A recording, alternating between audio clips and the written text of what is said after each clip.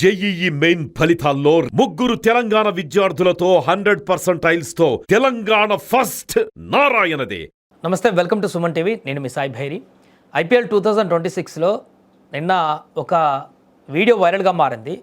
వైభవ్ సూర్యవంశిని ఐపీఎల్లో ఆడించడం పట్ల అతను మైనరు, అతన్ని ఆడించడం అనేది చట్టవిరుద్ధం అంటూ కర్ణాటకకు సంబంధించినటువంటి ఒక యాక్టివిస్ట్ చేసినటువంటి ఎలిగేషన్ వీడియో, దానికి సంబంధించినటువంటి వైరల్ అవుతున్నటువంటి వీడియో ఇప్పుడు వైరల్గా మారుతుంది. వైభవ్ స్కూల్కు పంపించాల్సిన వయసులో తనని చైల్డ్ లీగల్ సెల్స్ని అతిక్రమించారు, పూర్తిగా ఆ రకమైనటువంటి యాక్షన్లోకి తీసుకున్నారు. కాబట్టి ఆర్ఆర్ యాజమాన్యం వెంటనే విడుదల చేయాలంటూ ఆయన డిమాండ్ చేశారు. అసలు ఐసీసీ రూల్స్ ఏం చెప్తున్నాయి, నిజంగానే మైనర్స్ని క్రికెట్ ఆడించకూడదా? దీనికి సంబంధించిన పూర్తి వివరాలు తెలుసుకుందాం. మనతో పాటు స్పోర్ట్స్ అనలిస్ట్ సిహెచ్ వెంకటేష్ గారు ఉన్నారు. సార్ నమస్తే. సార్ నమస్తే సార్. సార్, కర్ణాటకకు సంబంధించిన ఒక యాక్టివిస్ట్, ఆయన చేసినటువంటి ఆరోపణలు ఇప్పుడు కొత్త చర్చకు తావిచ్చాయి. వైభవ్ సూర్యవంశి ఒకవైపు స్టార్గా మారి చిన్న పిల్లోడు ఈ రకంగా బాధితున్నాడని మరొక వైపు వెలుగుతుంటే, ఇంకొక వైపు అతను చైల్డ్ లేబర్ చట్టాల కింద అతన్ని ఈ రకంగా ఆడించడం ఆర్ఆర్ యాజమాన్యం చట్ట విరుద్ధం అంటూ నేను ఇల్లీగల్ యాక్షన్ కూడా వెళ్తాను, మీరు వెంటనే తను విడుదల చేసి స్కూల్కు పంపించకపోతే అనేటువంటి మాటలు మాట్లాడారు.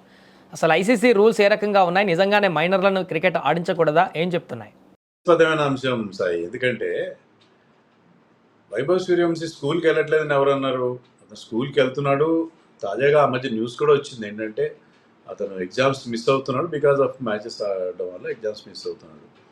స్కూల్కి వెళ్తున్నాడు. అతను స్కూల్కి వెళ్లకుండా అతను ఏదో తీసుకొచ్చి బాల కార్మికుల చట్టానికి వ్యతిరేకంగా అతన్ని తీసుకొచ్చి క్రికెట్ ఆడించట్లేదు. స్కూల్కి వెళ్తున్నాడు, కొన్నిసార్లు మిస్ అవుతున్నాడు. చాలామంది మిస్ అవుతారు, చాలా అనేక కారణాల వల్ల స్కూల్ మిస్ అవుతారు. He still going to school, he study. So దాంట్లో ఇప్పుడు మనకి రవిచంద్రన్ అశ్విన్ లాంటి వాళ్ళు క్రికెట్ ఆడుతూనే ఇంజనీరింగ్ కంప్లీట్ చేశారు. జవగల్ శ్రీనాథ్ వీళ్ళందరూ ఇంజనీరింగ్ గ్రాడ్యుయేట్స్ కూడా అయ్యారు.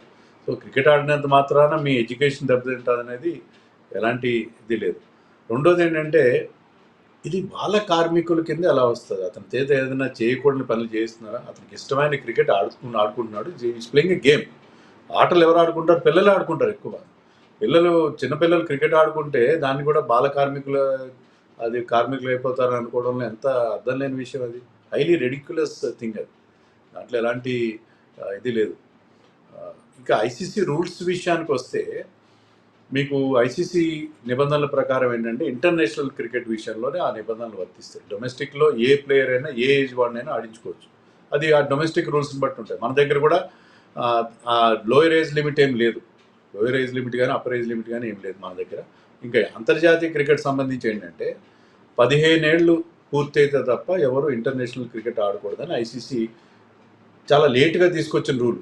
యాక్చువల్గా నాకు తెలిసినంతవరకు హసన్ రజా లాంటి ఒక పాకిస్తానీ క్రికెటర్స్ వాళ్ళు బంగ్లాదేశ్ చెందిన కొంతమంది 14 ఏళ్ళు కూడా టెస్ట్ మ్యాచ్లు ఆడారు. 14 ఏళ్ళ వయసులో కూడా ఇంటర్నేషనల్ క్రికెట్ ఆడారు. కానీ తర్వాత ఈ నిబంధన తీసుకొచ్చారు, 15 ఏళ్ళు కనీసం 15 ఏళ్ళు పూర్తి చేసుకుంటే తప్ప. ఎందుకంటే క్రికెట్ ఒక హార్డ్ బాల్తో ఆడతారు. దానివల్ల చిన్నపిల్లల్ని ఆడిస్తే ఆ బాల్ తగిలి ఏమైనా వాళ్ళ శారీరకంగా దెబ్బలు తగులుతాయనే ఉద్దేశంతో ఆ నిబంధన తీసుకొచ్చారు. దానికి కూడా ఒక రైడర్ ఏముందంటే, మీరు 15 ఏళ్ల లోపు క్రికెటర్ని ఎవరన్నా ఆడించుకోవాలి ఇంటర్నేషనల్ క్రికెట్ అంటే ఐసీసీకి రాసి స్పెషల్గా వాళ్ళ దగ్గర నుంచి పర్మిషన్ తీసుకుని even those who are below 15 years వాళ్ళని కూడా ఆడించుకునే అవకాశం ఉంది. అలాంటప్పుడు వైభవ్ సూర్యవంశిని అందులో ఒక డొమెస్టిక్ టోర్నమెంట్ ఆడించడంలో ఎలాంటి అభ్యంతరం లేదు. He's playing on his own will. తన స్కూల్కి వెళ్లాల్సి ఉంది, కానీ బలవంతంగా అతను తీసుకొచ్చి అతని చేదేదో ఒక పని చేయిస్తున్నారని కాదు కదా. On his free will he's playing his cricket, is enjoying cricket. So దీంట్లో బాల కార్మికుల చట్టం, I'm not a legal expert, కానీ నాకు తెలిసినంత వరకు ఇది ఆ చట్టం పరిధిలోకి ఏమాత్రం రాదు. ఇదే కాదు, ఏది రాదు. ఎందుకంటే Sachin Tendulkar for that matter 16 years, అతను కూడా మైనరే. 16 yearsకి ఈజ్ మైనర్. ఈ played international cricket at the age of 16. అప్పుడు ఎవరికి అభ్యంతరం రాలేదే. సో ఇంకా ప్రభుత్వాలు కూడా కేంద్ర ప్రభుత్వమే కానీ రాష్ట్ర ప్రభుత్వాలు కానీ స్కూల్స్లో ఉన్నటువంటి పిల్లల్ని ఆడాలి, క్రీడలకు ప్రోత్సహిస్తూ వాళ్ళకు కూడా సపరేట్ టోర్నమెంట్సే పెడుతుంది. ఇంకా ప్రభుత్వం నుంచి కూడా లీగల్గా వచ్చేటువంటి ఇబ్బంది కూడా ఏముండదు అనుకుంటా. ఏం ఇబ్బంది ఉండదు. ఎందుకంటే మన దేశంలో క్రీడలు ఆడాలని చెప్పి ప్రోత్సహించాలి. ఎంత యంగ్గా క్యాచ్ దమ్ యంగ్ అంటారు. సో వాళ్ళు చిన్న వయసులోనే వాళ్ళ చేత క్రికెట్ ఆడి, ఇప్పుడు చదరంగం లాంటి స్పోర్ట్స్లో కూడా మీరు క్రీడ గేమ్స్లో కూడా మీకు చాలా చిన్న వయసు వాళ్ళు పెద్ద వయసు వాళ్ళతో ఆడతారు. అది ఎంత చిన్న వయసులో ఆడితే అంత గొప్ప విషయం. అది దాన్ని మనం మెచ్చుకోవాల్సింది పోయి ఇదంతా వీళ్ళంతా అటెన్షన్ సీకర్స్ ఉంటారు కొంతమంది. ఏదో ఒక రకంగా పబ్లిసిటీ సంపాదించాలి, ఏదో ఒక రకంగా మనం వార్తల్లోకి ఎక్కాలని చెప్పి కోరుకునే కొంతమంది ఇలాంటి అర్థం లేని వ్యాఖ్యానాలు, అర్థం లేని పాయింట్లు తీసుకొచ్చి ఏదో న్యూసెన్స్ క్రియేట్ చేసే వాళ్ళు ఉంటారు. దీన్ని మనం పెద్దగా పట్టించుకోవాల్సిన అవసరం లేదు. ఏమైనా పట్టించుకోవాల్సి వస్తే లాస్ట్ మ్యాచ్లో వైభవ్ సూర్యవంశిని Kyle Jamieson Delhi bowler out చేశాడు, క్లీన్ బౌల్డ్ చేశాడు. మారింది చాలా సోషల్ మీడియాలో దీనికి సంబంధించి ట్రోల్స్ కూడా అవుతున్నాయి. అంటే ఒక చిన్న పిల్లోడు 15 సంవత్సరాల పిల్లోడు అవుట్ అయిపోతే న్యూజిలాండ్ సీనియర్ బౌలర్, అతను ప్రపంచ స్టార్ బౌలర్గా ఉన్నాడు ఆల్రెడీ. అలాంటి వ్యక్తి ఇంత సెలబ్రేషన్, ఏదో పెద్ద లారానో సచిన్ టెండూల్కర్నో అంత పెద్ద ప్లేయర్ని కనుక అవుట్ చేస్తే ఎలాంటి సెలబ్రేషన్ చేసుకుంటారో అంత సెలబ్రేషన్ చేసుకున్నాడు.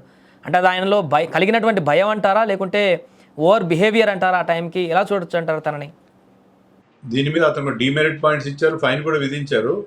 ఇంకా చాలా సీరియస్ యాక్షన్ తీసుకోవాలి అతను. ఎందుకంటే అతను ఏం చేశాడు, సెలబ్రేషన్ మీరు చాలా వైలెంట్గా చేసుకోవచ్చు, వేరే వైపు చూసి చేసుకోవచ్చు, కానీ బ్యాట్స్మెన్ వైపుగా వెళ్ళి మీరు చాలా వికృతంగా అతని 15 ఏళ్ళ కుర్రాడి వైపు మీరు అలాంటి చేష్టలు చేయడం, అతన్ని భయపెట్టే రకంగా భీతి కోల్పోయే విధంగా చేయడం అనేది చాలా చాలా అన్యాయం. ఇది చాలా సీరియస్ మ్యాటర్. అది దాని విషయంలో ఇంకా చాలా కఠినమైన చర్య తీసుకోవాలి. ఎందుకంటే అతను చాలా ఎత్తుగా ఉంటాడు, 6.5 అడుగులు ఉంటాడు. అది అలాంటి ఒక ప్లేయర్ వచ్చి తనకు చాలా దగ్గరగా వచ్చి ఆ రకంగా రియాక్ట్ అవ్వడం, 15 ఏళ్ళ కుర్రాన్ని అవుట్ చేసినప్పుడు వీలైతే భుజం తట్టి పంపించాలి, బ్యాడ్ లక్ అని చెప్పి. అంతే తప్ప ఆ చిన్న కుర్రాడి మీద ప్రతాపం చూపిస్తే ఎలా అవుతుంది? అది ఈ విషయంలో తన ఆత్మస్థైర్యాన్ని కోల్పోనేలాగా చేసేటువంటి ప్రయత్నం అనుకోవచ్చా ఇది? ఆ రకంగా భయపెట్టేమో చేస్తే చిన్నపిల్లడే కాబట్టి తన మానసిక స్థితిని కొంత అటు ఇటు అన్బ్యాలెన్స్ చేసేటువంటి విధంగా ఇలాంటి ఎక్స్ప్రెషన్స్ పనికొస్తాయని ఆయన చేసినట్టు అనుకోవచ్చా? అతని ఉద్దేశం ఏదైనా కావచ్చు, కానీ అది దాన్ని చాలా సీరియస్గా తీసుకోవాలి. ఎందుకంటే చిన్నపిల్లడు ఆడుతున్నప్పుడు అతను వీలైతే ఎంకరేజ్ చేయాలి, లేకపోతే కామ్ కోరుకోవాలి. చాలా ఇప్పుడు వేరే ప్లేయర్స్, వేరే బౌలర్స్ కూడా అతను అవుట్ చేశారు, ఎవరు ఈ విధంగా రియాక్ట్ కాలేదు. అతను వికెట్ చాలా ఇంపార్టెంట్, ఎందుకంటే చాలా అద్భుతంగా ఆడుతున్నాడు, మంచి స్ట్రైక్ రేట్తో ఆడుతున్నాడు, బౌలర్ రన్స్ చేస్తున్నాడు.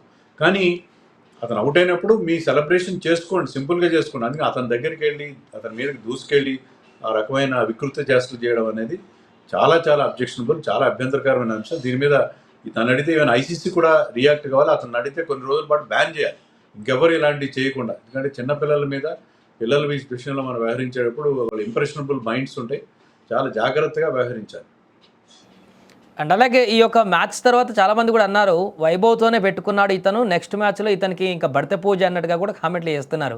నిజంగానే వైభవ్ నుంచి ఒకవేళ సీరియస్నెస్ కనుక తనకు వచ్చి ఉంటే నెక్స్ట్ మ్యాచ్లో ఆ రివెంజ్ చూడొచ్చు అంటారా?